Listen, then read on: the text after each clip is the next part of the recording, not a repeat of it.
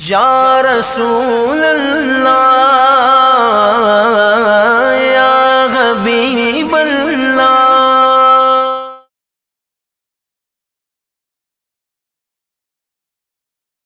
فساء قرينا صدق الله العظيم وصدق رسوله النبي الأمين الكريم ونحن على ذلك لمن الشاهدين والشاكرين.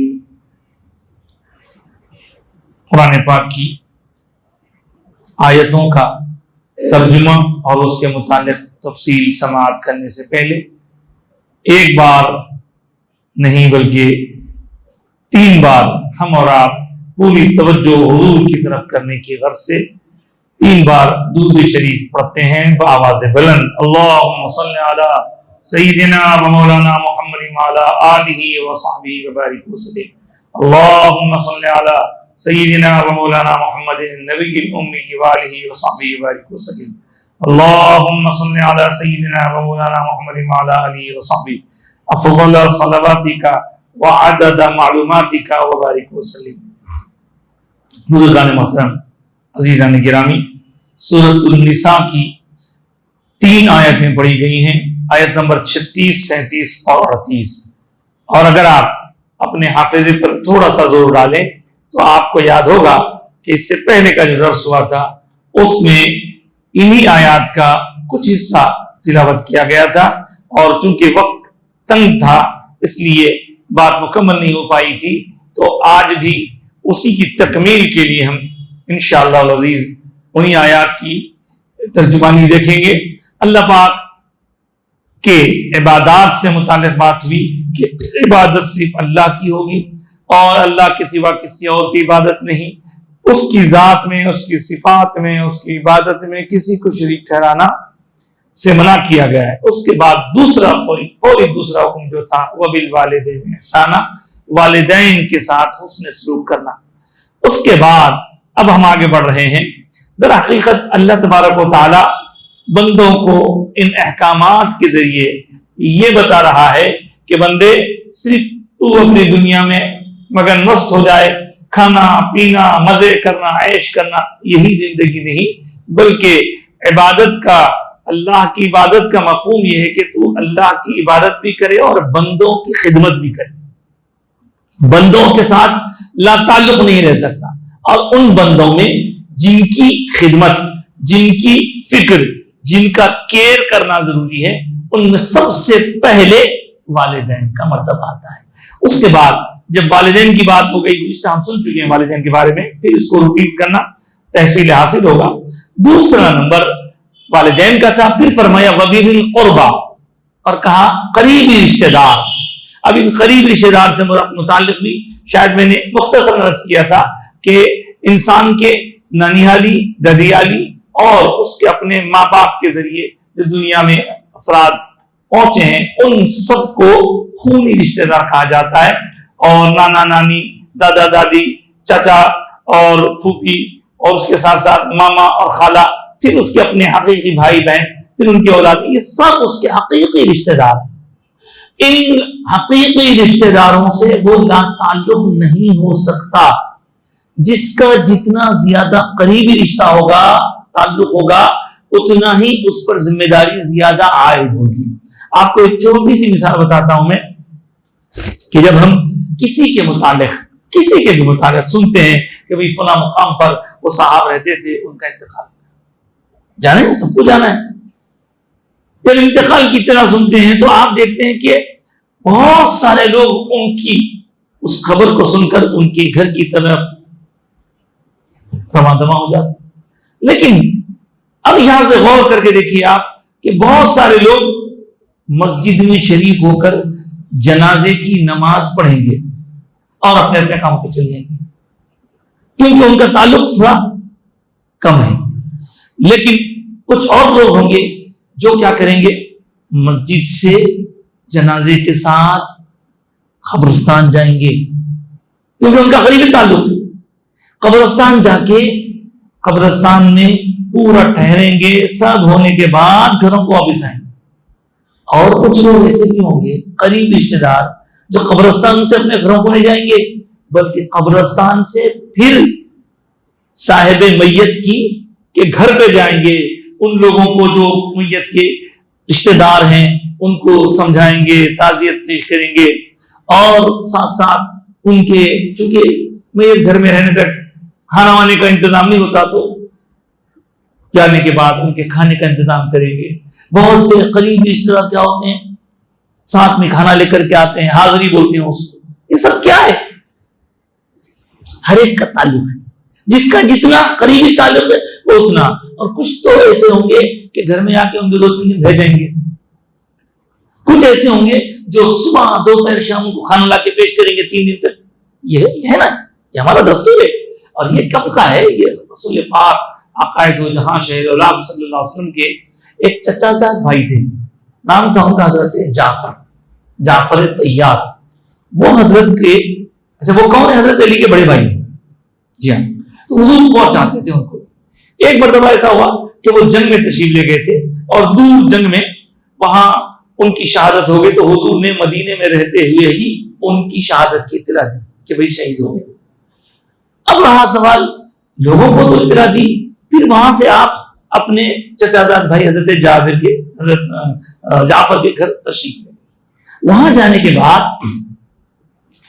جا کر حضور نے ان کے جو اولاد بچے تھے ان کے سر پہ بڑی محبت سے ہاتھ پھیرا، تو وہ لوگ عرض کرنے لگے، حضور آپ تو ہمیں ہمیشہ ہی محبت کیا کرتے ہیں، لیکن آج آپ جس طرح سے محبت کا اظہار کر رہے ہیں ہمیں کچھ سمجھ نہیں آ رہا ہے، ہمارے بابا کیسے ہیں؟ تو سرکار نے جب ان کو سمجھایا کہ بیٹے آپ کے بابا اللہ کے پاس جا چکے ہیں، سب گھر میں غم کا ماحول ہو گیا، سب رونے لگے، ان کی بیوی بچے سب افراد۔ تب سرکار نے ان کو دلاسا دیتے ہوئے جب واپس تشریف لے جا رہے تھے، افراد خاندان کو لوگوں کہا ان کے کھانے کا انتظام کرو، یہ لوگ فی الحال غم کی کیفیت میں ہیں۔ تو چنانچہ قریبی رشتہ فوری کو لوگ کھانے کا انتظام کیے۔ تو یہ اس وقت حضور نے جو کیا وہ مسلمانوں کا ہمیشہ کے لیے طریقہ بن گیا۔ قریبی رشتہ دار جو ہوتے ہیں، پہلے ہم سنتے تھے بھائی دہی روٹی لے جاؤ، کباب روٹی لے جاؤ، اب تو سب چل رہا ہے، کوئی کھچڑی لا رہا ہے، کوئی روٹی لا رہا ہے، کوئی بریانی کی ہنڈی لا رہا ہے۔ لیکن چونکہ وہ 2-3 دن غم کے ہوتے ہیں، ان کے گھر میں پکا پکاتا نہیں ہے، تو لوگ کیا کرتے ہیں؟ قریبی رشتہ دار ان کے پاس لا کر پیش کرتے ہیں۔ تو یہ رشتہ داری نبھانے کے جو جتنا قریب ہوگا اتنا ہی اس پر اس کا حق زیادہ ہوگا۔ خالہ کو کہا ماں کی جگہ، چاچا کو تایا کو کہا باپ کی جگہ، دادا دادی تو بڑے ہیں، امی بابا کے ادھر والدین، ان کا خیال رکھنا، ان سے تعلق رکھنا، ان کی خوشی میں شریک ہونا، ان کے غم میں شریک ہونا، رشتہ داری نبھانا۔ اس کا مطلب آپ کے پاس اللہ نے آپ کو دیا ہے، اگر قریبی رشتہ داروں میں کوئی غریب ہے ان غریبوں کی مدد کرنا، کوئی غریب بچی ہے ان کی فکر کرنا۔ اور یہاں ایک بات آپ سے عرض کرتے ہوئے آگے بڑھتا ہوں، جب کبھی زکوٰۃ دینے کی بات آتی ہے تو لوگ کیا کرتے ہیں؟ زکوٰۃ باہر دیا کرتے ہیں، اور وہاں جا کے بانٹ رہے ہیں، وہ فوٹو لے رہے ہیں، وہ ویڈیوگرافی ہو رہی ہے۔ میں آپ کو ایک عرض کروں ایک بات کہ زکوٰۃ کی رقم یا جو بھی رقم اگر آپ غیر کو دیتے ہیں تو غیر کو دینے میں سنگل ثواب ہے، اور اپنے رشتہ داروں میں اگر کوئی غریب ہے، ضرورت مند ہے، زکوٰۃ کا مستحق ہے، تو اس کو دینے میں ڈبل ثواب۔ جی ہاں، ڈبل ثواب ہے۔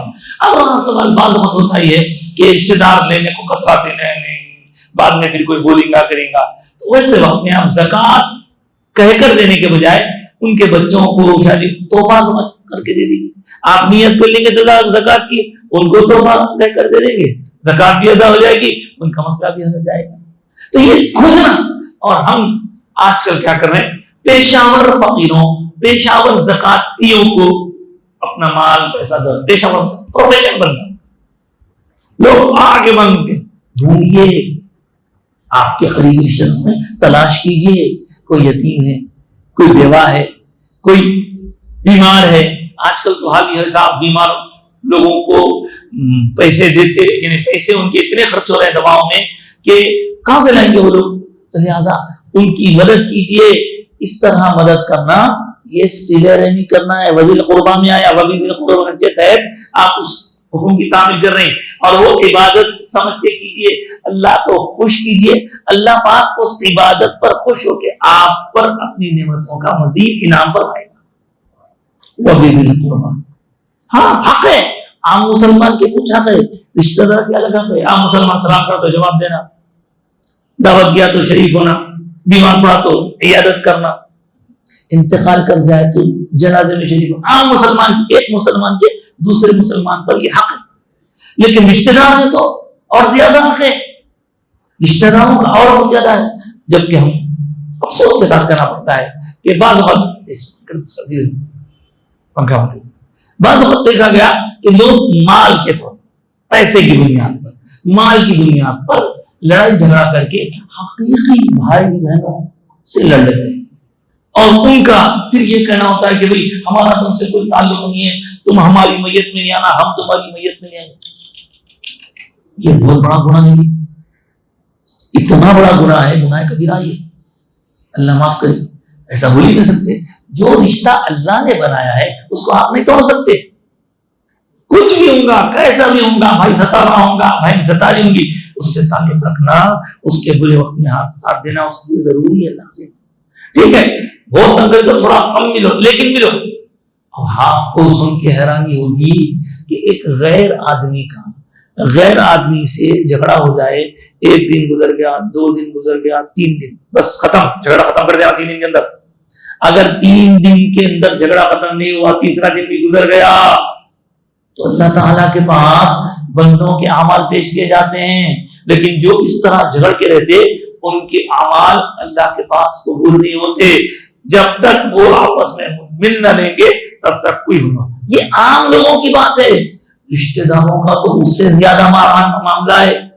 ہم دیکھتے ہیں بعض، اللہ معاف کرے، کسی بات پہ جھگڑا ہو گیا، زمین پہ جھگڑا، جائیداد پہ جھگڑا، ہاں ہم کچھ بول دیے، انہوں کچھ بول دیے، ہم بیٹی منگے تھے نہیں دیے، اب جھگڑا۔ ارے 6 سال ہو جا رہے، 8 سال ہو جا رہے، 10 سال ہو جا رہے، بھائی بہن کی صورت نہیں دیکھ رہی، بھائی بہن کی صورت نہیں دیکھ رہا، بہن بہن کی صورت، کتنی خراب بات ہے یہ، اسلام کے خلاف۔ اور میں نے جیسے کہا رشتہ داری نبھانے کے بعد تو انتقال ہو گیا کسی کا، اس کے بعد جو جائیداد رہتی اس میں بھائی بہن دونوں کا حصہ ہے۔ ہم کیا سوچ رہے ہیں، جس طرح غیروں کے پاس طریقہ ہے، ارے بھائی ان کی شادی کر کے دے دیے، ارے بھائی ان کو جہیز دے دیے، یہ طریقہ شادی کر کے دے دیں گے کہ بعد ان کو ہم جائیداد میں حصہ نہیں دیں گے، یہ غیر مسلموں کا طریقہ، ان کے پاس جائیداد میں عورتوں کا حصہ نہیں ہوتا۔ اسلام نے جائیداد میں عورتوں کا حصہ مقرر کیا ہے، اگر نہیں دیے تو حق مارنے کی بات۔ اب آپ کو ایک چیز بتاتا ہوں، ایک ایسی خوف طاری کرنے والی حدیث ہے کہ آپ اس حدیث کو سنیں گے تو حیرت ہو جائے گی۔ کیا ہے حدیث؟ حق مارنا، کسی کا حق مار لیا، بھائی بہن کا حق مار لیا، بھائی بہن کا حق مار لیا، بہن بھائی کا حق مار لی، یا کوئی چچا بھتیجے کا حق مار لیا، یا پڑوسی کا کوئی حق مار لیے۔ اللہ اللہ اللہ۔ اب دیکھیے رسول پاک صلی اللہ علیہ وآلہ وسلم ایک مرتبہ صحابہ کے درمیان دورہ افروز ہے، میرے آپ کے سرکار نے ارشاد فرمایا، لوگو تم جانتے ہو مفلس کون ہے، تنگ دست کون ہے، جس کے ہاتھ میں کچھ نہیں۔ تو صحابہ نے کہا حضور ہماری نظر میں غریب، محتاج، تنگ دست وہ آدمی ہے جس کے پاس پیسہ دولت نہیں ہے، غریب۔ حضور نے فرمایا میں تمہیں ایک ایسے تنگ دست کی بات بتا رہا ہوں، ایک ایسے مفلس، ایک ایسے شخص کی بات بتا رہا ہوں کہ جس کو سننے کے بعد واقعی ہمارا تمہیں حیبت ہو جانا۔ فرمائے سرکار میں بتاتا ہوں تمہیں ایک قسم کا مفلس، تنگ دست، ہاتھ ٹائٹ ہوتے ہیں، بہت ٹائٹ۔ کل قیامت کے دن ایک شخص لایا جائے گا، اس شخص کے کھاتے میں بہت سارے اعمال ہوں گے، اچھے، نمازیں ہوں گی، روزے ہوں گے، سب ہوگا، خوب عبادت کرنے والا ہوگا، لیکن اس کو لا کر جب انصاف کے لیے کھڑا کیا جائے گا تو اس کے نامہ اعمال میں اس کی نیکیوں برائیوں کو کھولنے کی جب باری آئے گی تو کچھ لوگ آئیں گے آ کر کہیں گے یہ شخص ہمارا دنیا میں اتنا پیسہ کھا گیا تھا، اس شخص نے ہم کو حق نہیں دیا تھا، یہ شخص ہماری زمین کھا گیا تھا، اس شخص نے ہمارے ساتھ یہ سلوک کیا تھا، اس نے ہمیں بے عزت کیا تھا. تو اس طرح یہ بندوں کے حق دلانے کی بات ہوگی. تو اللہ پاک فرمائے گا کہ اس بندے کے بارے میں جب یہ لوگ شکایت کر رہے ہیں تو انصاف کر دو. تو فرشتے کریں گے مولا یہ بندے پیسہ مانگ رہے ہیں، یہ بندے زمین مانگ رہے ہیں، اب زمین پیسہ تو نہ یہاں ہے نہ وہاں پہ کام آنے والا ہے، کیا کرنا؟ تو کہا جائے گا کہ ایسا کرو، اس کے کھاتے میں جو نیکیاں ہیں نا، وہ نیکیاں اس کی زمین کے حساب سے ویلیو کر کے جتنی زمین وہ کھایا تھا اتنے نیکیاں اس کھاتے کے نکال کے وہ جس کا اس نے حق مارا اس کو دے. مثال کے طور پر بھائی کھڑا ہوا ہے وہاں پہ، بہن آ کے بولی نے میرا حق لے لیا تھا، تو بہن کو اس کے نیکیاں نکال کے اس کے کھاتے میں ڈالا جائے گا. دیکھ رہے ہیں کوئی دوست کسی دوست وہ دوست کو لینا میرا کھا لیا تھا، تو اس کے کھاتے میں جو نیکیاں وہ نکال کے ادھر ڈالا جائے گا. اللہ اکبر، اتنا نقصان.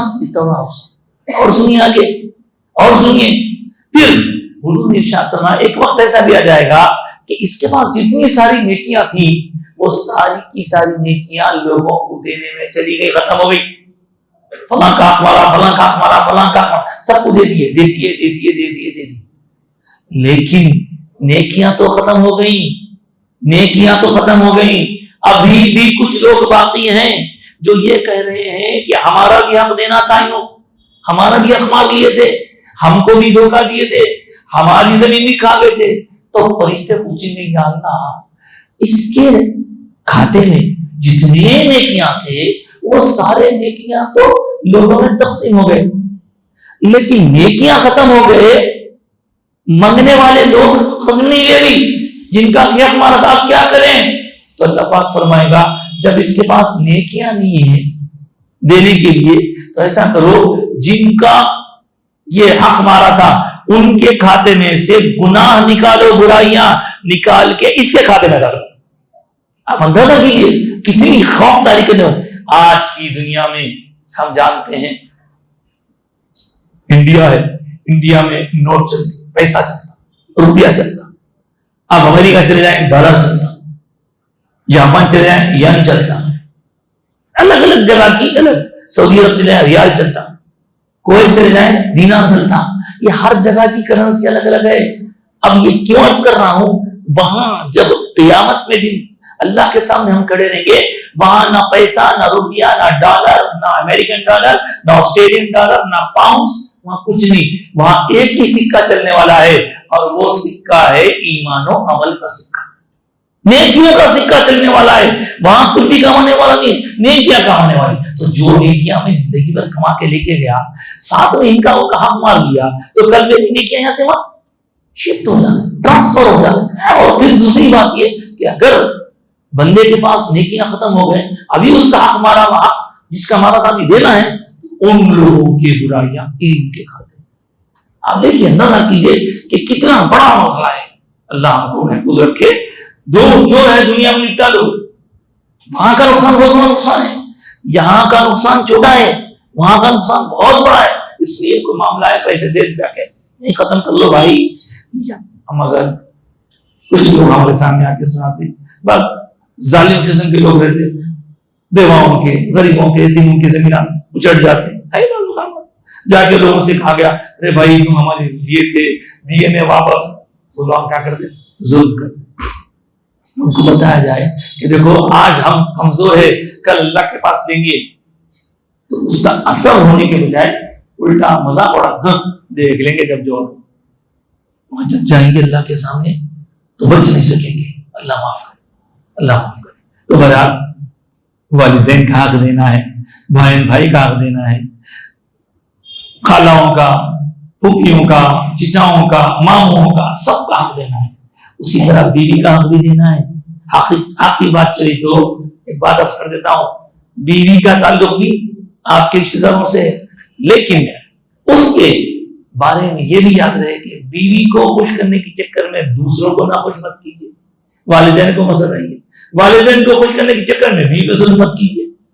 ایک ظلم خواتین کرتے ہیں, کیا کرتے ہیں معلوم؟ جب میاں کا انتقال ہو کے جاتے رہتے ہیں, انتقال بہت ہو رہا ہے, جانا تو ہے, ایسی چیزوں سے خوف پیدا ہوتا آدمی کا, نیکی کی طرف دل راغب ہوتا. تو عورتیں کیا کرتے ہیں معلوم؟ ارے جا رہے ہیں ہمارے بھائی کی میت جاری, معاف کر دو, اس کا مہر معاف کر دو, مہر معاف کر دو. ایسا بول کے وہ عورت کا حق تلف کر دیتی. کوئی ضرورت نہیں, اس کا اگر مہر نہیں دیا تھا انہیں تو اس کی جائیداد میں سے اس کا مہر دینا پڑتا اس کو.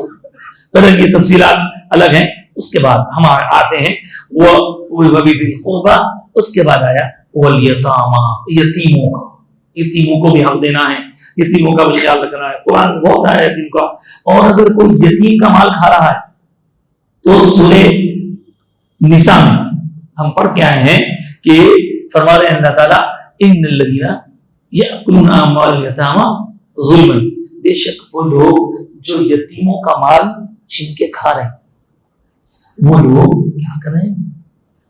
اپنے پیٹوں میں پیسہ نہیں, آگ بھر رہی. انما یأکلون فی بطونہم نارا, ان کے وہ کھانے سے ان کے پیٹ میں آگ بھر رہی, آگ, دوزخ کی آگ.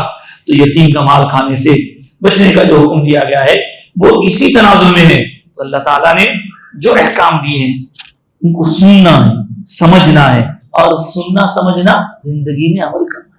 نہیں معلوم تھا, اب تک غلطی ہو گئی, توبہ اللہ کریے, اس کے بعد آگے کی زندگی میں اچھی گزارنے کی فکر کیجیے.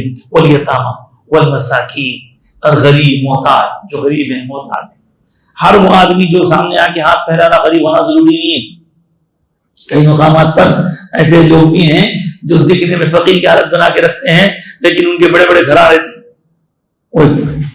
واقعہ بھی مشہور ہوا کہ ایک صاحب جو ہے کافی سے جاتے آتے ہر وقت جو ہے ایک بڑے میاں کو پیسے لے کے جاتے تھے.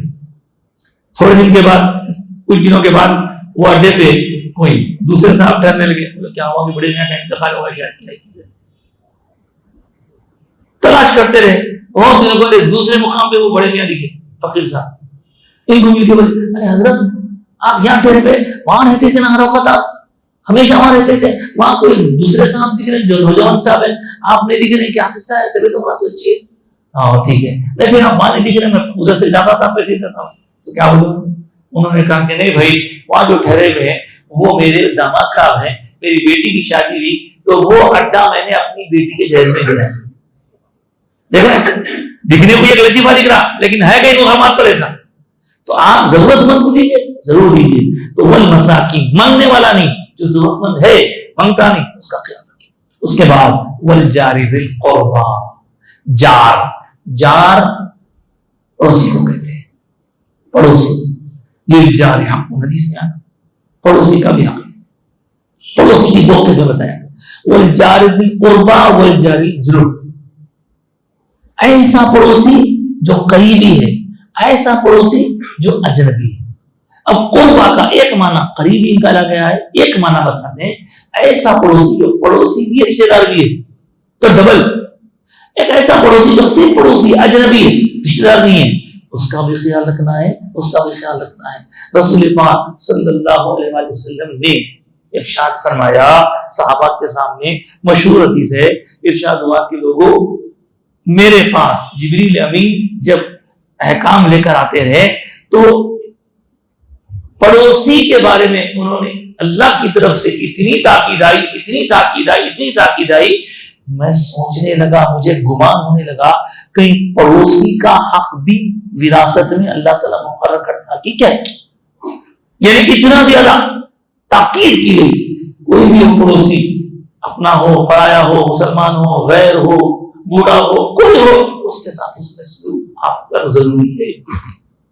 پوچھا گیا سرکار میرے پڑوسی کچھ لوگ, میں کیا کروں, میرے ادھر بھی پڑوسی ہیں, کن کو قریبی پڑوسی سمجھوں؟ تو بتایا کہ جو پڑوسی کا گھر تمہارے دروازے سے قریب دروازہ ہے وہ تمہارا پڑوسی, قریبی پڑوسی. اور بعض علماء نے لکھا کہ 40 گھروں تک پروسا تھا. پھر اس کے ساتھ ساتھ حضور کا ایک وہ ارشاد بھی ہے جس میں کہا گیا کہ سرکار نے ارشاد فرمایا جس کو یہ معلوم ہے کہ اس کا پڑوسی بھوکا ہے اور اس کے باوجود وہ اس کا خیال نہ کرتے ہوئے خود مزے میں کھا رہا ہے تو ایسے آدمی کا مجھ پر ایمان نہیں ہو سکتا. اتنا امپورٹنٹ مسئلہ ہے پڑوسی کا. اب پڑوسی گھر کے بازو کا پڑوسی, دکان کے بازو کا پڑوسی, مکان کے بازو کا پڑوسی. تو یہ پڑوسیوں کا خیال رکھنا دین سے, شریعت سے. اگر اس میں کمی کریں گے تو ہم کو اس کی بھی پوچھ ہوگی, اس کا بھی جواب دینا ہوگا. چلے والجار ذی القربی والجار الجنب, اور جو اجنبی پڑوسی ہے چاہے کچھ بھی ہو وہ پڑوسی ہے. ایک مرتبہ عیسیٰ قربانی کا سرکار ارشاد فرماتے ہیں اگر تمہارے پاس سالن تھوڑا ہے اور پڑوسی کو تم بھیجانا چاہتے ہو تو اس میں تھوڑا پانی ملا لو تاکہ وہ بھی کھا سکے تم بھی کھا سکے. اس کا خیال رکھنا ہے. اور ایک بار کیا ہوا, سرکار کے تربیت کا اثر یہ کہ ایک صاحب نے بستی تھی, ایک صاحب نے اپنے گھر میں جو کچھ بنا تھا تو بکرا کٹا تھا تو کھل گئی بازو والوں نے. انہوں کیا کرے بھائی میرے پاس تو بازو والے گزرے تھے کہ اس کو دے. اس طرح وہ گھومتے گھومتے پھر ان کے پاس آ گیا. اتنا ایثار تھا لوگوں کے پاس. ایثار مطلب سیکریفائس, اپنے آپ کو ضرورت مند رکھتے ہوئے دوسروں کو پریفرنس دینا. یہ بہت بڑے دل ٹوٹنے کی بات ہے. ہم تو یہ سمجھتے میرے کو مل گیا تو اچھا, سب میرے کو آ گیا تو اچھا. صاحب آپ دوسروں کا خیال رکھیے, اللہ آپ کا خیال رکھیے. آپ زمین والوں پر رحم کریں, آسمان والا آپ پر رحم کرے گا. آپ دوسروں کے عیب چھپائیں, اللہ آپ کے عیب چھپائے گا. آپ دوسروں کی ضرورت پوری کریں, اللہ آپ کی ضرورت پوری کرے گا. غیر سے, بلکہ یہ تو ایک فارمولا ہے باقاعدہ.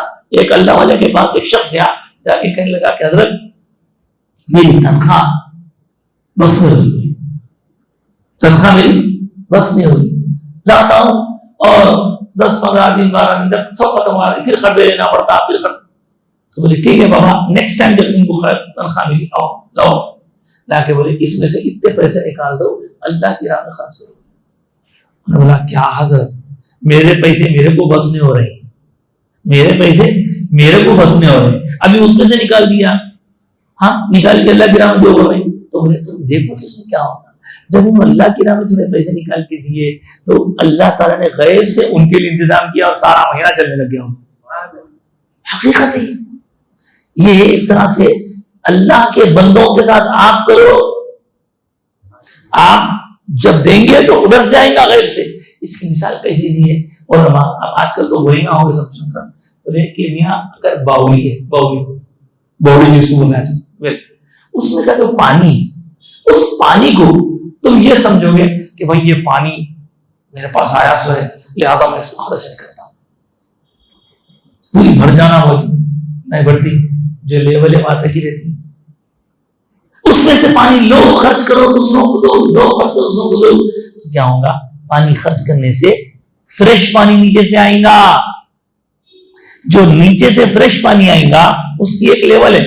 اسی طرح ہم جب اللہ کی راہ میں خرچ کریں گے تو اللہ تعالیٰ ایسا عطا فرمائے گا کہ ہمارا مال فریش ہوتا رہتا ہے اور لوگوں کی ضروریات بھی پوری ہوتی ہے. تجربہ ہے لوگوں کا, تھوڑا کر کے دیکھیے آپ. حضرت موسیٰ علیہ السلام کے بارے میں جو واقعہ لکھا ہے کہ ایک راستے سے گزر رہے تھے تو ایک شخص ان کو ملا, بہت برا حال تھا, بہت برا حال تھا. تو بولے کیا یہاں, بولے میں بہت برا حال ہوں صاحب, ایک ایک روٹی کو ترستا ہوں, ایک ایک پیسے کو ترس جا رہا ہوں. تو بولے اچھا اب کیا بولتے, آپ نبی ہیں, دعا کرو میرے. کیا دعا کرو, دعا کرو میری زندگی میں جتنا کھانا تھوڑا تھوڑا تھوڑا مل رہا ہے وہ سب ایک ساتھ میرے کو ملے گا تو میں کھا کے خوشی سے مر جاتا ہوں. حضرت موسیٰ علیہ السلام دعا کر دی. اب دعا کرنے کے بعد میں آپ تو چلے گئے اور وہ بندہ جو ہے پیسہ آنے لگا, اس کے پاس مال آنے لگا. پھر کچھ زمانے کے بعد حضرت موسیٰ ادھر سے گزر ہو رہا تھا. بولے وہ بندہ ہے یہ مر گیا, دیکھیں گے. جب جا کے دیکھے تو عالیشان محل میں مزے میں بیٹھا ہوا. بولے میاں تو مر گیا سمجھا, میں اب تک میں سمجھا تو مر گیا سمجھا, یہ کیا کرا بھائی, تو ایسا اتنا امیر کیسا ہو گیا. دیکھو صاحب آپ میرے کو اتنی دعا دیے تو وہ بہت پیسہ آیا، مال آیا. میں بولا میں کتنا کھاؤں گا، جتنا ہے تو کھاؤں گا. اس کے بعد بولا میں کھانے کے ساتھ ساتھ اس کو اللہ کے بندوں کو دیتے نہیں، بیکار خراب کیوں کرنا. تو میں ادھر دیتے گیا، اللہ ادھر دیتے گیا. اللہ تعالیٰ سے میں معاملہ کر لیا، ادھر میں بندوں کو دے رہا ہوں، اللہ میں کچھ سے دیتے رہا ہوں، اس لیے یہ حالت ہو گئی میری. اس طرح اپنی ضروریات کی تکمیل کے بعد لوگ عیش آرام مزے اور نہ جانے کیا کیا عیاشیوں میں اڑاتے ہیں. اللہ کے بندے بہت ضرورت مند ہے، محتاجوں کو دیجیے، انشاءاللہ اللہ تعالیٰ دوسرا انتظام کرے گا. تو فرمایا والجار بالقربى والجار الجنب والصاحب بالجنب. اس کا مطلب ہے جو آپ کے صحبت میں رہنا پکا دوست ہے، جو آپ کا ہم نشین ہے، ہم مجلس ہیں، ایک ساتھ رہتے ہیں، آپ لوگ دوست رہتا ہے کوئی خاص، اس کا بھی خیال رکھا کرو. اس کے بعد فرمائے وابن السبیل، مسافر کو بھی دینا. ابھی آپ کبھی کبھی سنتے ہوں گے، یہاں پہ ہم مساجد میں دیکھتے ہیں کہ کوئی سب آتے ہیں کہ بولتے صاحب میں وہاں سے آیا، میں کلکتے سے آیا، میرا حال خراب ہے، میرا پیسہ چلے گیا، میں کیا کروں. تو ممکن ہے انہوں وہاں پہ امیر ہوں گے، لیکن اب یہاں پہ تو ضرورت ہے. تو ویسے مسافر کی مدد جانچ کر کے کی جا سکتی ہے، اس کے مدد کرنے میں بھی سوال. لیکن کبھی کبھی کیا ہوتا معلوم، بس فیک کیسز بھی آتے ہیں. ہاں ایک صاحب آیا ہمارے پاس، آ کے بولے بہت لوگ بولے صاحب میں فلاں جگہ نظام آباد کا ہوں، بس میرے کو خالی جو ہے نظام آباد جانا ہے، اتنے پیسے دے دو. کتنے پیسے ہوتے؟ تو 200 ہوتے. اچھا میں کیا کرا، ایک بچے کو بلا کے لمیا جاؤ، ان کو پیسے رکھو دو، ان کو ساتھ لے آ کے بس میں بٹھا کے ٹکٹ دلاتا ہوں. ایسے بھی رہتے مجھے نہیں. اور آج کل تو کئی مسجدوں میں مسجد کا چندہ لینے کے چکر میں آ کے لوگ بہت گڑبڑ کر رہے ہیں. تو اس لیے ایک سمجھ کے کریے. لیکن اگر کوئی ضرورت مند ہے تو بے شک اس کی ضرورت پوری کرنا یہ اللہ کا حکم ہے، اور اگر کریں گے تو بلا شبہ ہم کو اس کا ثواب بھی ملے گا، دنیا میں بھی فائدہ دارین میں، آخرت میں. اس کے بعد وما ملکت ایمانکم. دیکھیے اتنے لوگ قریبی رشتے دار، یتیم، غریب محتاج، قریبی پڑوسی، دور کا پڑوسی، رشتے دار پڑوسی، اجنبی پڑوسی اور پکا دوست اور مسافر. وابن السبیل مسافر، وما ملکت ایمانکم، اور جن کے تم مالک ہو. یعنی پہلے زمانے میں غلام بادی خریدے بیچے جاتے تھے، تو ان کا بھی خیال رکھو. جو تم کھاتے ہو وہ ان کو کھلاؤ. ایسا نہیں ہے کہ ہم آرام سے کھا رہے ہیں، ان کو بھوکا پیاسا ڈال رہے ہیں، ہم جو ہے مزے سے رہ رہے ان کو تکلیف میں ڈال رہے ہیں. تو اس کا بھی اللہ کے پاس سوال ہونے والا ہے. ایک دفعہ ایک صحابی کہتے ہیں کہ میں ٹھہرا اپنے غلام کے ساتھ، میں کچھ غلطی کیا تو اس کو سزا دے رہا تھا، تو پیچھے سے آواز آئی ارے ذرا برداشت کرو برداشت کرو برداشت کرو. میں پلٹ کے دیکھا تو سرکار دو عالم صلی اللہ علیہ وسلم تشریف لا رہے ہیں. میں دیکھ کے چونک گیا. حضور ارشاد فرمائے کہ تم اس پہ جتنا کنٹرول رکھتے ہیں نا، اس سے زیادہ تم پر بھی کوئی کنٹرول رکھنے والا ہے، طاقتور ہے. تم آج اس کو کمزور سمجھ رہے ہیں اور تم اس پہ کنٹرول کر رہے ہیں. تم پر بھی کوئی قادر ہے، جیسا تم اس پر قادر ہو اسی طرح تم پر بھی کوئی قادر ہے. اب اس کے بعد انہوں نے سن کے کہا ٹھیک ہے سرکار، میں اس کو آزاد کر. تو سرکار خوش ہوئے، کہا ایسا. اور ایک صاحب آ کے سرکار کی خدمت میں پوچھے سرکار یہ غلام جو ہے ہمارا غلام بہت غلطیاں کرتا، کتنا برداشت کروں اس کو، کتنے غلطیاں برداشت کروں. تو حضور فرمائے ایک دن میں 70 غلطیاں برداشت کرو گے، اس کے اندر 70. تو بعض اللہ والے کہتے ہیں کہ کیا اللہ معاف نہیں کر رہا کی غلطیاں؟ اللہ آپ کی غلطیاں معاف کر رہا، تو آپ بھی اپنے چھوٹوں کی غلطیاں معاف کرنا. تو اس طرح غلاموں کا، گھر کے کام کاج کرنے والی خواتین یا پہلے کی جو باندیاں، ان کا بھی خیال رکھنے کو اللہ نے حکم دیا. اب اس کے بعد اس سلسلے میں ایک اہم اسٹیٹمنٹ آ رہا، ان اللہ لا يحب من کان مختالا فخورا. بے شک اللہ تعالی پسند نہیں فرماتا اس کو جو مغرور ہے، جو اپنی تعریف امن کر لیتے رہتا، میں اچھا میں بڑا، دوسروں کو نیچا سمجھنے والا. غرور، تکبر، گھمنڈ، ایروگنس جس کو بولتے ہیں انگلش میں، بہت میں بڑا، کسی کو پیسے کا غرور رہتا, کسی کو طاقت کا غرور رہتا, کسی کو علم کا غرور رہتا, کسی کو عہدے کا غرور رہتا, کسی کو جسمانی صحت کا غرور رہتا. اس طرح الگ الگ قسم کے غرور ہیں. ان سارے غروروں سے اپنے آپ کو بچانا ضروری ہے. کسی کی اچھی آواز ہے تو اس کو اپنا غرور رہتا, تو غرور کوئی خوبصورت ہے اس کو غرور, کوئی گورا ہے اس کو غرور, تو یہ غرور کام آنے والا نہیں ہے. بڑے بڑے پہلوانوں کا غرور اللہ تعالیٰ کیسا توڑتے ہیں.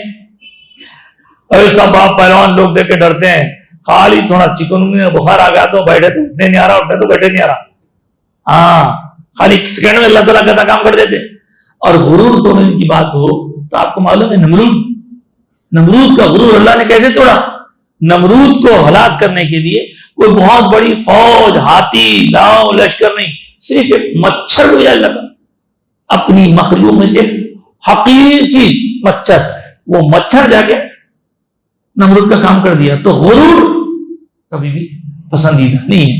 اور یہ غرور ہی تھا جس نے شیطان کو بارگاہ رب العزت سے نکلوا دیا.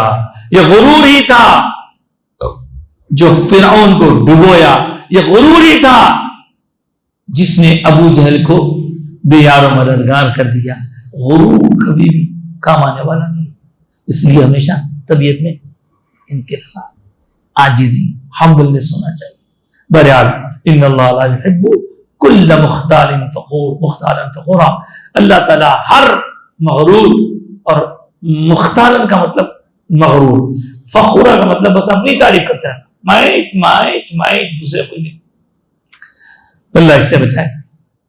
اس کے بعد ان سب اوپر کے باتوں میں فزیکل لوگوں کا خیال رکھنا, اسسٹنس, ساتھ ساتھ فائنینشیل, مال دینا, کسی کی خدمت کرنا بہت بڑا کارنامہ ہے. اگر مال نہیں ہے تو آپ کسی کے ساتھ اچھے بول بولیے, ہمدردی سے کام نہیں. لیکن سرکار کا ارشاد بھی ہے کہ اگر تمہارے پاس مال نہیں ہے تو تم اچھی بات کرو. کسی کے ساتھ اچھی بات کرنا بھی نیکی ہے, صدقہ ہے, وہ بھی نیکی ہے. تو یہاں اللہ نے فرمایا کہ الذین یبخلون, لیکن وہ لوگ جو بخل کرتے ہیں. بخل کا مطلب ہے کنجوسی. مال خرچ کرنے کے الگ الگ لیولز ہوتے ہیں. ایک ہے ضرورت پڑی, جتنی ضرورت تھی اتنا خرچ کیے, یہ اعتدال, ضرورت پہ خرچ. ایک ہوتا ضرورت کے ساتھ ساتھ نیک کام ہے, تھوڑا دینے کے بجائے پورا کام اس کا مکمل ہو جائے, اس کے لیے دل کھول کے دینا, اس کو بولتے سخاوت. ایک ہے اعتدال, ایک ہے سخاوت. اب غلط جگہ خرچ کرنا اسراف, جہاں ضرورت ہے وہاں خرچ نہیں کرنا کنجوسی, بخل بولتے اس کو. تو نہ بخل اچھا نہ اسراف اچھا, کنجوسی بھی اچھی نہیں. اب جیسے مثال کے طور پر کبھی کبھی ہم دیکھتے ہیں کسی کی طبیعت خراب ہوئی, پیسہ ہے, دولت ہے, سب ہے, نہیں کھا کے نہیں یہ چلا رہا ہوں, وہ چلا رہا ہوں, میڈیکل شاپ سے دوا لے رہا ہوں, کائی کو بھائی ڈاکٹر کھانے کو تو 500 روپے دینا پڑتا. ارے تو تمہاری طبیعت خراب ہے نا, سنتے نہیں. تو لوگ کیا کرتے ہیں چھوٹے چٹکنوں کے پر, تو پیسہ ہے خرچ کرنا ہے, جہاں خرچ کرنا کرنا, جہاں ضرورت نہیں ہے وہاں خرچ کرے تو وہ اسراف ہے. لیکن جہاں ضرورت ہے وہاں خرچ کرنا ضروری ہے. جتنا خرچ کرنا ہے اتنا خرچ کیجئے, یہ اعتدال ہے. کم خرچ کرے اس سے نقصان اٹھائے کنجوسی, زیادہ خرچ کر دیے اسراف, اچھے کاموں میں زیادہ دل کھول کے خرچ کرے سخاوت ہے, نیکی ہے, پرہیزگاری. اس طرح اللہ تعالیٰ نے یہاں ان کے بارے میں فرمایا جو بخل کرتے ہیں. کون ہے صاحب؟ الذین یبخلون ویأمرون الناس بالبخل, بے شک وہ لوگ جو خود تو بخیل ہیں, بخالت کرتے ہیں, کنجوسی کرتے ہیں. وَيَأْمُرُونَ النَّاسَ بِالْبُخْلِ, اور دوسرے لوگوں کو بھی کنجوسی کرنے کا حکم دیتے ہیں. جس وقت مکے سے مدینہ منورہ حضور تشریف لائے, حضور کے صحابہ تشریف لائے, تو مدینے میں رہنے والے مسلمانوں نے ان کا خیال کیا، ان کی خدمت کی، ان کو مال دیا، ان کو اپنا گھر دیا. معلوم ہے آپ کو مواخات بولتے ہیں اس کو. مواخات یعنی سرکار نے بھائی بنا دیا. مکے سے آنے والے ایک شخص کو، مدینے کے رہنے والے ایک شخص بولے آج سے آپ دونوں بھائی. ایسا دونوں کے درمیان رشتہ قائم کر دیے سرکار کہ اب وہ دونوں انہوں نے بولے ٹھیک ہے چلیے بھائی گھر کو چلیے، گھر کو لیا کے رکھ لیے، کھلا دیے، کھانا کھانے میں برابر حصہ. جب گھر کا فرض بنائیے. ایک صاحب کے بارے میں تو ایسا بھی واقعہ ہے کہ سن کے حیرانی ہوتی کہ کیسے لوگ تھے کہ بولے صاحب میرے 2 گھر ہیں، ایک گھر آپ لے لو. میرے 2 بیویاں ہیں، آپ بیویوں کو میں آپ کے سامنے پردے کا نہیں نکلتا احکام سبق کر دیتا ہوں، اس میں سے جو آپ کو پسند ہے لے لیجیے، اس کو میں طلاق دے دیتا ہوں، طلاق کے بعد آپ اس کو شادی کر لیجیے. اتنا گھر دیے، گھر دیے، جائیداد دی سکتی ہے. لیکن یہ لوگ بھی کیا کریں، یہ لوگ بھی خیال رکھیں. حضرت عبد الرحمن بن عوف نامی ایک صحابی تھی، ان کو جن کے ساتھ سرکار نے بھائی بنا دیا تھا، انہوں نے یہی کہا کہ میں یہ دے دیتا ہوں، آپ میرے بھائی آج سے میرے گھر کا آدھا حصہ لے لیجیے، جائیداد آدھی لے لیجیے. تو بولے نہیں، یہ سب آپ کا رہن دو بھائی، آپ میرے کو اپنے گھر میں رہنے دیے، بس بہت شکریہ ہے، صرف میرے کو تھوڑا بازار کا راستہ بتا دو. نہیں بازار کا راستہ بتا دو، بدل پیسے دے دو. اس کے بعد دیکھو. اب اس کے بعد حضرت عبد الرحمن بن عوف جو صحابی رسول ہی نہیں 10 مبشرہ میں سے ہیں، وہاں سے انہوں بازار جانا، گھی پنیر دودھ وغیرہ کا کاروبار شروع کرے. اس کے بعد دیکھتے ہی دیکھتے ماشاءاللہ کاروبار میں ان کو اتنا مدد اللہ تعالیٰ نفع دیا کہ اللہ اکبر بہت کامیاب ہوا کاروبار. پھر گھر بھی لیے، زر بھی لیے، سب لیے. اور آپ کے بارے میں حضرت عبد الرحمن بن عوف رضی اللہ تعالیٰ عنہ کے بارے میں آپ نے یہ سنا کہ مکہ سے مدینہ جب آئے تھے تو ان کے کچھ نہیں تھا، کاروبار کرے. جب حضرت کا وصال ہوا تو ان کے گھر میں سے سونے کے اینٹا نکلے، اتنا کمائے.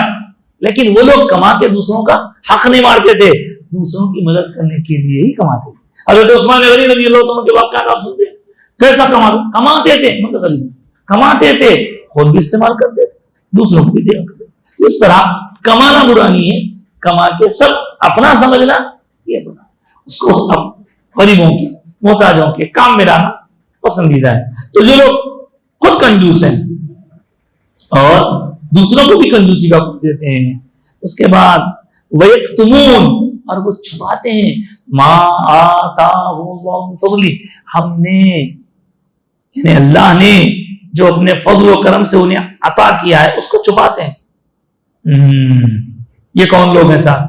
دراصل مدینے کے رہنے والے لوگوں کو یہودی لوگ بولتے تھے کہ ارے بھائی تم لوگ اتنی محنت کی کمائی ان لوگوں کو کیوں دے رہے ہیں، ان کو دے کے خراب کر دے رہے ہیں.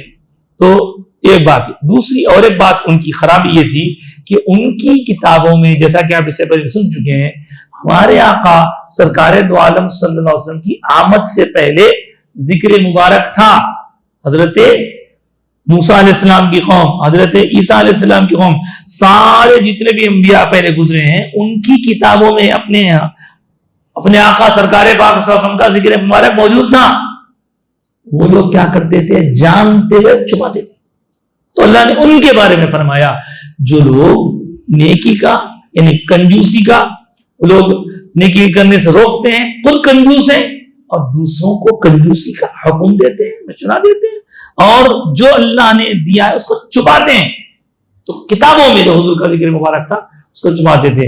تو اللہ تعالیٰ نے ایسے ان کے لیے کیا فرمایا، وَأَعْتَدْنَا لِلْكَافِرِينَ عَذَابًا مُهِينًا، اور ہم نے ایسے کافروں کے لیے عذاب تیار کر رکھا ہے، اور ایسا عذاب جو مہینہ ہے، بڑا ہی خطرناک، بڑا ہی ہیبتناک تکلیف دہ عذاب ہے، وہ عذاب ہم نے تیار کر رکھا ہے.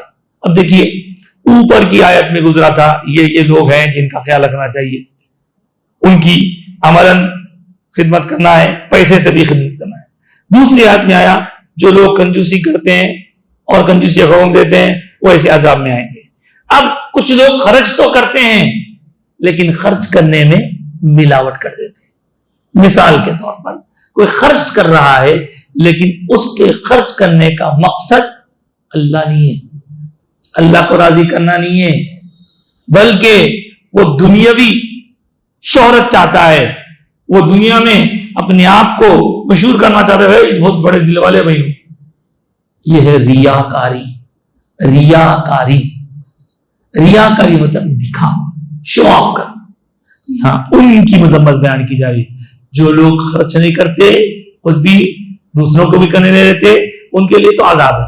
اب وہ لوگ جو خرچ تو کرتے ہیں، والذین ينفقون اموالهم، اپنے مالوں کو خرچ تو کرتے ہیں لیکن رعاء الناس، دکھاوے کے لیے، اللہ بچائے، دکھاوے کے لیے خرچ کرتے ہیں.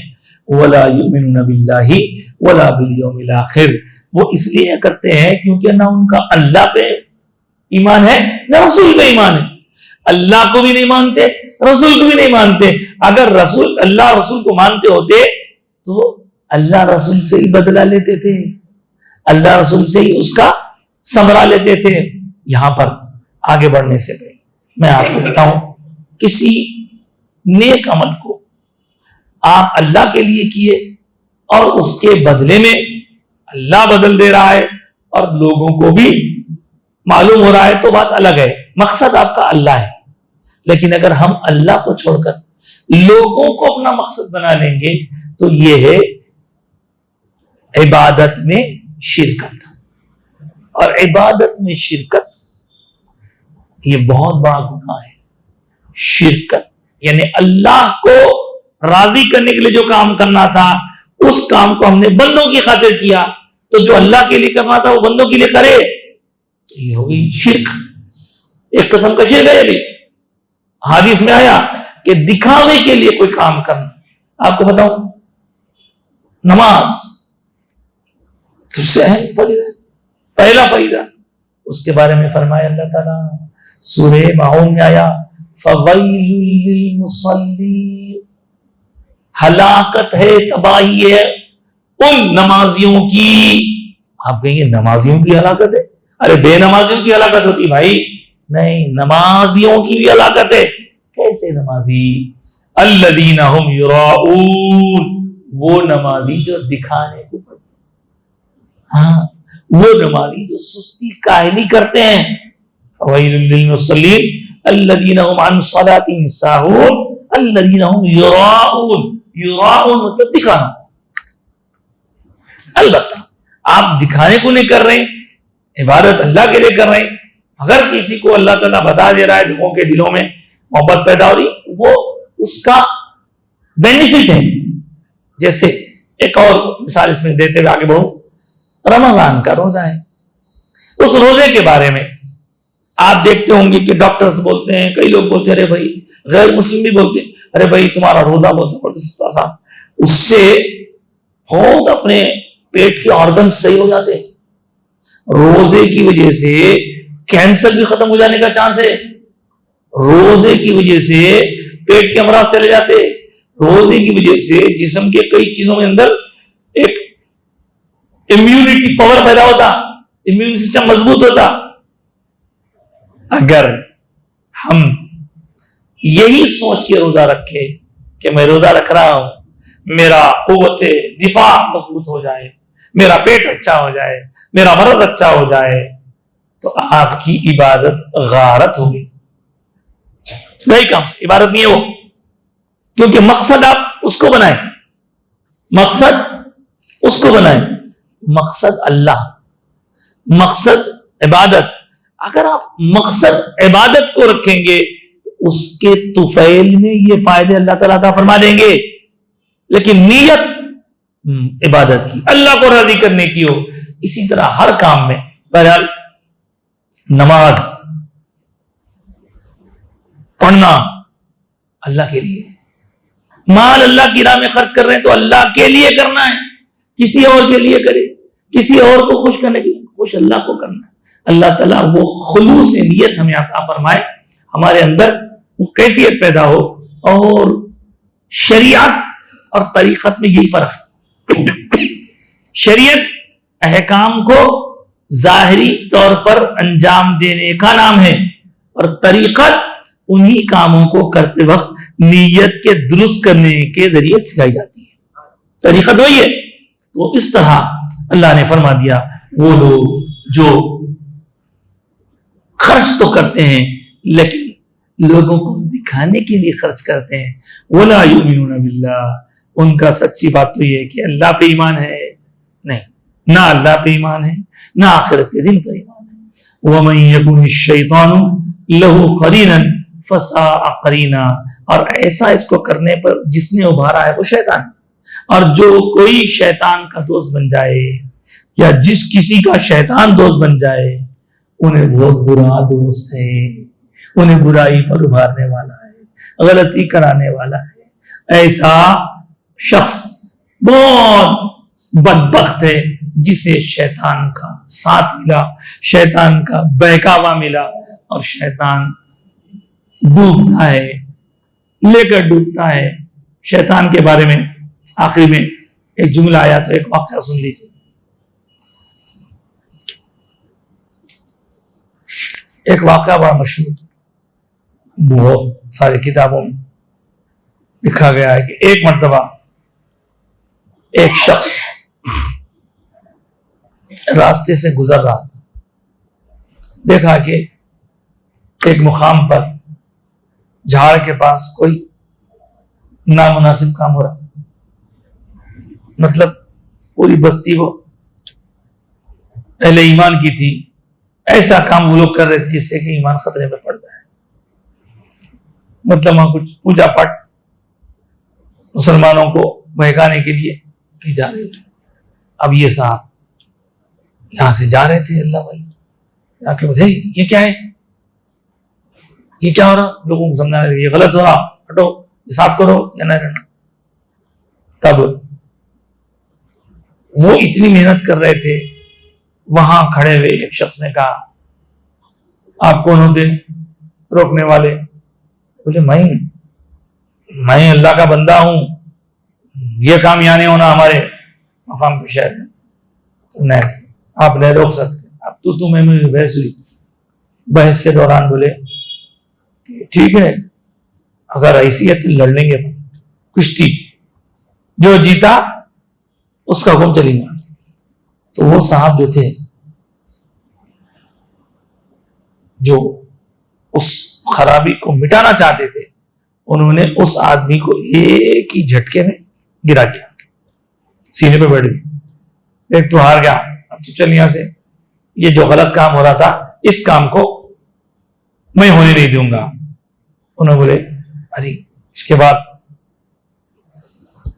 وہ جو کاٹنے کے لیے کھلاڑی والا لائے تھے لے کے ادھر آگے بڑھنے لگے، پھر یہ پکڑ کے بلا رہے بھائی دیکھو فائدے کی بات کرتے تمہارا کو کیا نقصان ہو رہا اس سے، اب تم مار دیے میرے کو، میں ہار گیا، لیکن دیکھو ایک کام کرو آپ آج رکھو، تو ایک 3-4 دن کے بعد میں آ کے یہ توڑ دو۔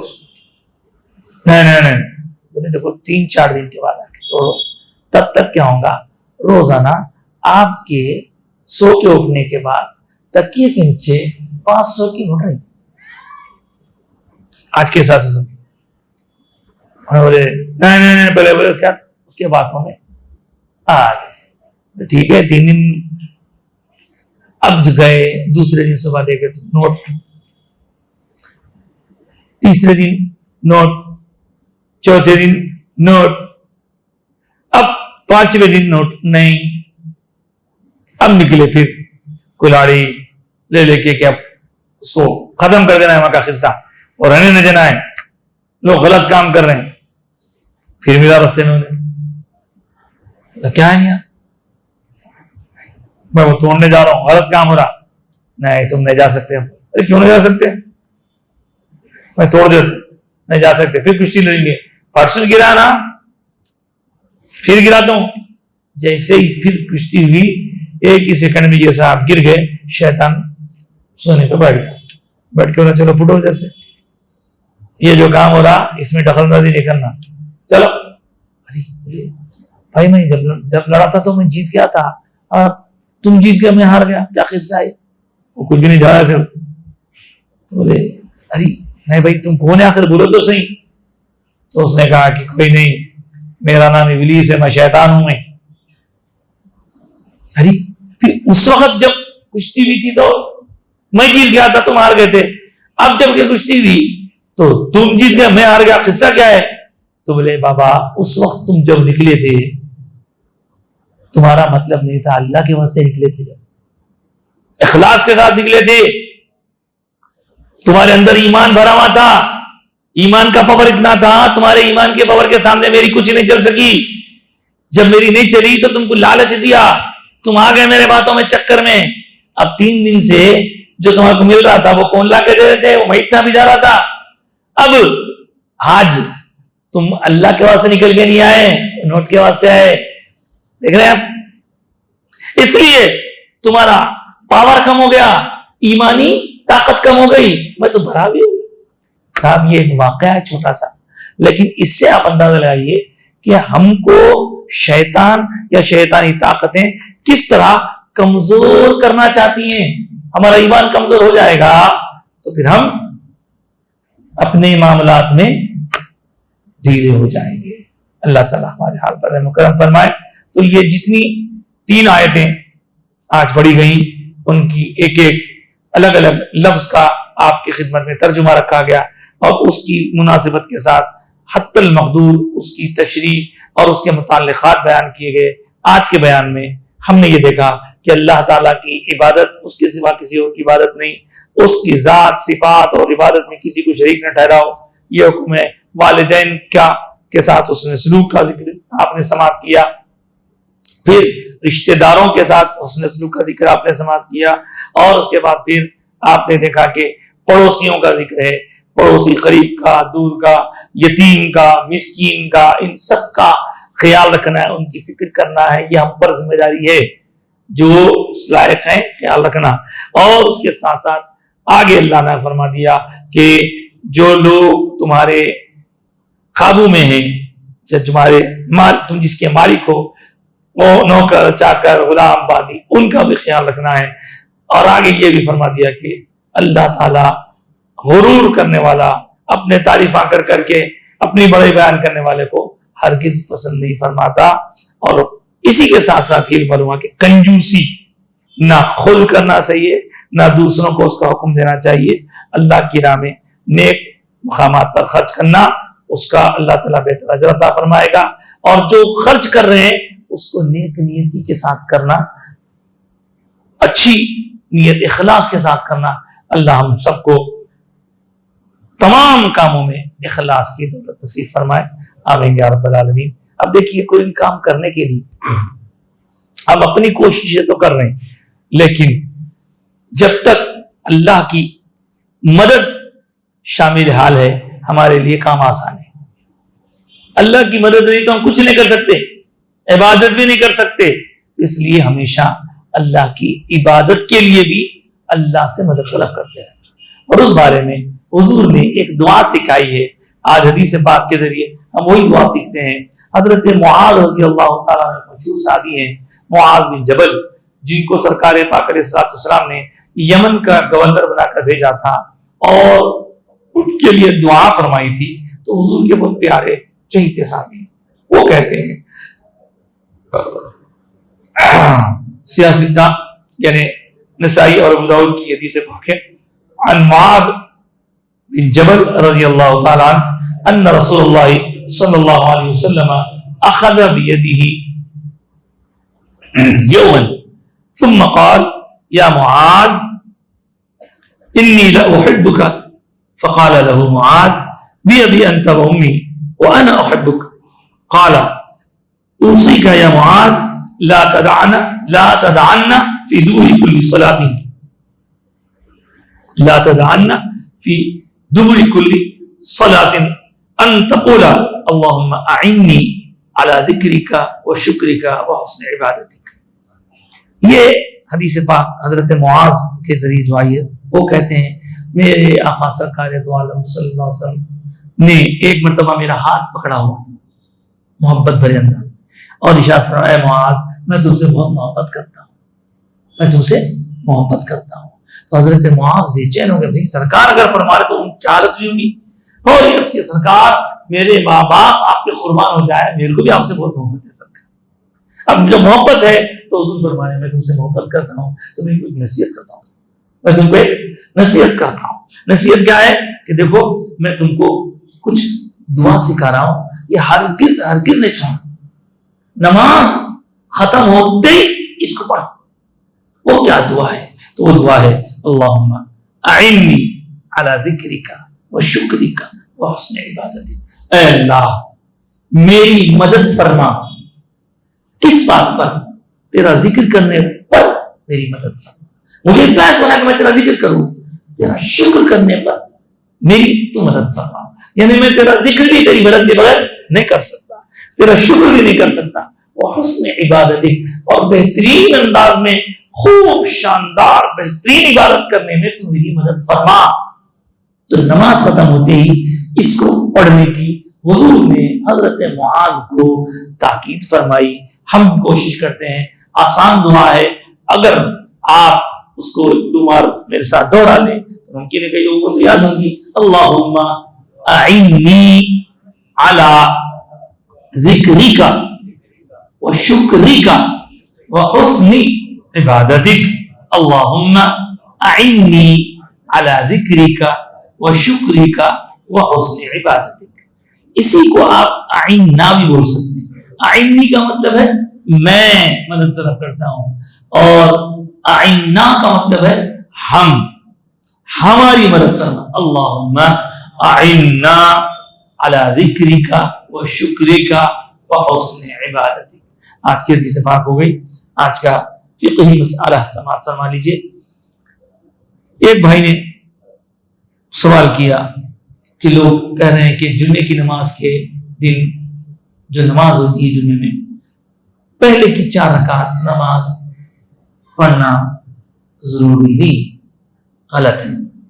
تو اس بارے میں سن لیجئے، جو ایسا کہہ رہے ہیں ان کی معلومات کم ہیں، خاص طور سے غیر مخلص حضرات اس بارے میں بہت زیادہ لوگوں کو کنفیوز کرتے ہیں، جبکہ احادیث کی روشنی میں فقہا نے ہمیں بتلایا کہ جمعے کی نماز جب ہم پڑھتے ہیں تو 14 رکعت نمازیں پڑھیں، جمعے کے دن 14، ظہر کے 12، 4 سنت، 4 فرض، 2 سنت، 2 نفلی ظہر۔ لیکن جمعہ اگر آپ پڑھ رہے ہیں تو 4 سنت، پہلے سنت موقعہ، پھر 2 فرض، پھر 4 سنت۔ آپ دیکھیں پہلے 4، 2، 6، پھر 4، 10 اس کے بعد پھر 2 سنت، 2 نفل، اس طرح 14 رکعت جمعے کے دن پڑھی جائیں۔